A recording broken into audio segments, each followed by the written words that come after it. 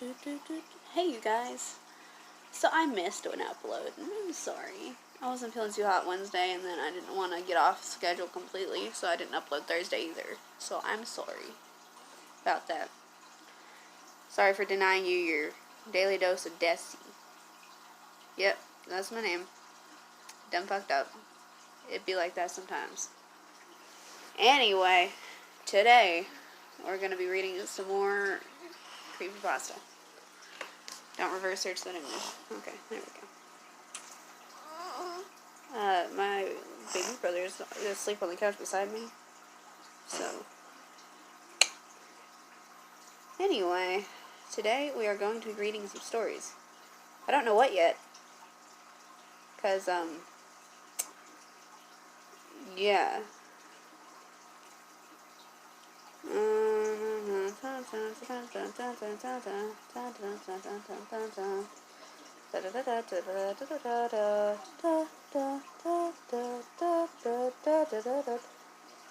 Hey, let's see here. I'm not going to read that because it says not read loud.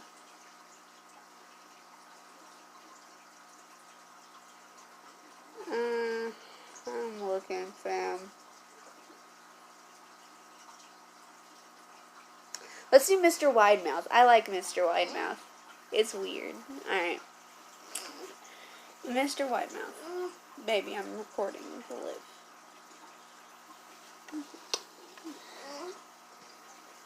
During my childhood, my family was like a drop of water in a vast river, never remaining in one location for very long. We settled in Rhode Island when I was 8, and there we remained until I went to college in Colorado Springs. Most of my memories are rooted in Rhode Island, but there are fragments in the attic of my brain which belong to various homes we lived in when I was much younger.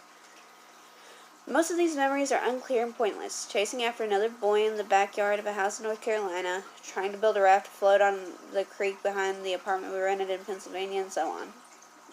But there is one set of memories which remains as clear as glass, as though they were just made yesterday. I often wonder whether these memories are simply lucid dreams produced by the long sickness I experienced that spring, but in my heart I know they are real. We were living in a house just outside of the bustling metropolis of New Vineyard, Maine, population 643. It was a large structure, especially for a family of 3. There were a number of rooms that I didn't see in the 5 months we resided there. In some ways it was a waste of space, but it was the only house on the market at the time, at least within an hour's commute to my father's place of work. The day after my 5th birthday, attended by my parents alone, I came down with a fever. The doctor said I had mononucleosis, which meant no rough play and more fever for at least another 3 weeks. It was horrible timing to be bedridden. We were in the process of packing our things to move to Pennsylvania, and most of my things were already packed away in boxes, leaving my room barren. My mother brought the ginger ale and books. My mother brought me ginger ale and books several times a day, and these served the function of being my primary form of entertainment for the next few weeks. Boredom always loomed around the next corner, waiting to rear its ugly head and compound my misery. I can't read. Whatever, I'm Jared, I'm 19, and I never fucking learned how to read. Vine. I don't exactly recall how I met Mr. Widemouth. I think it was about a week after I was diagnosed with mono. My first memory of the small creature was asking him if he had a name. He told me to call him Mr. Widemouth because his mouth was large. In fact, everything about him was large in comparison to his body, his head, his eyes, his crooked ears, but his mouth was by far the largest. "You look kind of like a Furby," I said, as he flipped through one of my books. Mr. Widemouth stopped and gave me a puzzled look. "Furby? What's a Furby?" he asked. I shrugged. "You know, the toy, the little robot with the big ears. You can pet and feed them almost like a real pet." "Oh." Mr. Widemouth resumed his activity. "You don't need one of those. They're not the same as having a real friend." I remember Mr. Widemouth disappearing every time my mother stopped by to check in on me. "I lay under your bed," he later explained. "I don't want your parents to see me because I'm afraid they won't let us play anymore." We didn't do much during the first few days. Mr. Widemouth just looked at my books, fascinated by the stories and pictures they contained. The third or fourth morning after I met him, he greeted me with a large smile on his face. "I have a new game we can play," he said. "We have to wait until after your mother comes to check on you because she can't see us play it. It's a secret game." After my mother delivered After my mother delivered more books and soda at the usual time, Mr. Widemouth slipped out from under my bed and tugged my hand. "We have to go to the room at the end of the hallway," he said. I objected at first, as my parents had forbidden me to leave my bed without their permission, but Mr. Widemouth persisted until I gave in. The room in question had no furniture or wallpaper. Its only distinguishing feature was a window opposite the doorway. Mr. Widemouth darted across the room and gave the window a firm push, flinging it open. He then beckoned me to look out at the ground below. We were on the second story of the house, but it was on a hill, and from this angle the drop was farther than 2 stories due to the incline. "I like to play pretend up here," Mr. Widemouth explained. "I pretend that there's a big, soft trampoline below this window, and I jump. If you pretend hard enough, you bounce back up like a feather. I want you to try." I was a 5-year-old with a fever, so only a hint of skepticism darted through my thoughts as I looked down and considered the possibility. "It's a long drop," I said. "But that's all part of the fun. It wouldn't be fun if there was only a short drop. If it were that way, you may as well just bounce on a real trampoline." I toyed with the idea, picturing myself falling through the air only to bounce back to the window on something unseen by human eyes. But the realist in me prevailed. "Maybe some other time," I said. "I don't know if I have enough imagination. I could get hurt." Mr. Widemouth's face contorted into a snarl, but only for a moment. Anger gave way to disappointment. "If you say so," he said. He spent the rest of the day under my bed, quiet as a mouse. The following morning, Mr. Widemouth arrived holding a small box. "I want to teach you how to juggle," he said. "Here's some things you can use to practice before I start giving you lessons." I looked in the box. It was full of knives. "My parents will kill me!" I shouted, horrified that Mr. Widemouth had just brought knives into my room. Objects that my parents would never allow me to touch. "I'll be spanked and grounded for a year." Mr. Widemouth frowned. "It's fun to juggle with these. I want you to try it." I pushed the box away. "I can't. I'll get in trouble. Knives aren't safe to just throw in the air." Mr. Widemouth's frown deepened into a scowl. He took the box of knives and slid under my bed, remaining there the rest of the day. I began to wonder how often he was under me. I started having trouble sleeping after that. Mr. Widemouth often woke me up at night saying he put a real trampoline under the window, a big one that I couldn't see in the dark.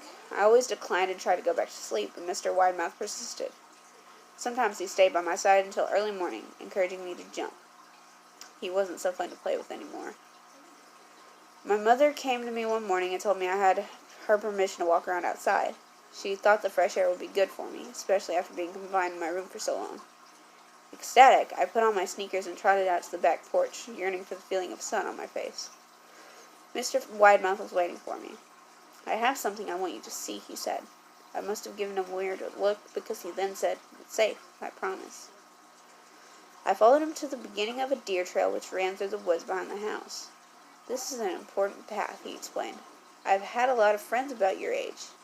When they were ready, I took them down this path to a special place. You aren't ready yet, but one day I hope to take you there."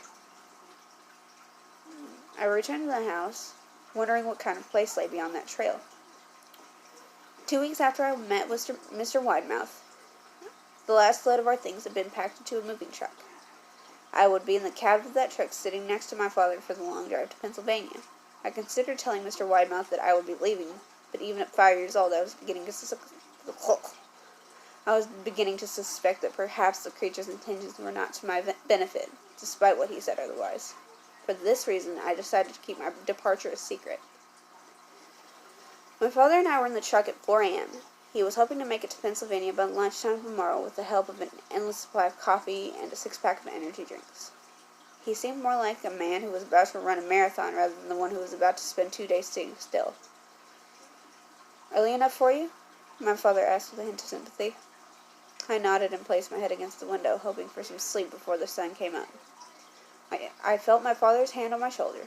"This is the last move, son, I promise. I know it's hard for you, as sick as you've been. Once Daddy gets promoted, we can settle down and you can make friends." I opened my eyes as we backed out of the driveway. I saw Mr.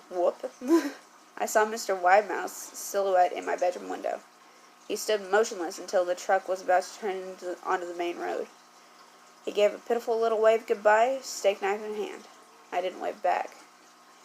Years later, I returned to New Vineyard. The place of the land our house stood upon was empty except for the foundation, as the house burned down a few years after my family left. Out of curiosity, I followed the deer trail that Mr. Widemouth had shown me. Part of me expected him to jump out from behind a tree to scare the living bejesus out of me, but I felt that Mr. Widemouth was gone, somehow tied to the house that no longer existed. The trail ended at the New Vineyard Memorial Cemetery.